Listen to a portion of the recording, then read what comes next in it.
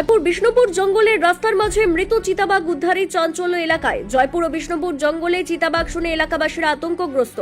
গাড়ির দুর্ঘটনাতে মৃত্যু হয়েছে চিতাবাঘের অনুমান স্থানীয়দের।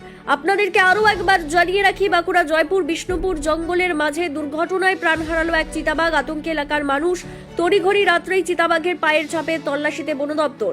বিষ্ণুপুরের জঙ্গলের রাস্তায় প্রাপ্তবয়স্ক মৃত পুরুষ চিতাবাঘ উদ্ধারে এলাকায় চাঞ্চল্য। জঙ্গল জুড়ে চিতাবাঘের পায়ের ছাপ। রাতভর জঙ্গলে তল্লাশি বন দপ্তরে।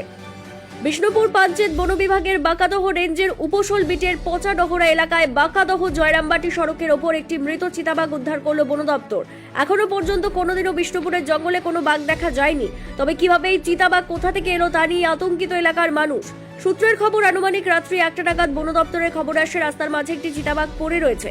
তড়িঘড়ি ঘটনাস্থলে আসে বন দপ্তরের কর্মীরা। মৃত চিতাবাঘটিকে উদ্ধার করে নিয়ে যাওয়া হয় বিষ্ণুপুর পঞ্চায়েত বন বিভাগে।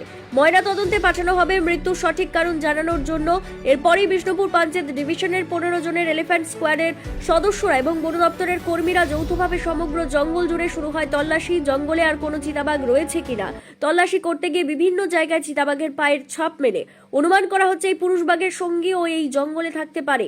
তাই বন ও তীরবর্তী এলাকার মানুষদের সতর্ক থাকার বার্তা দিচ্ছেন বন দপ্তর।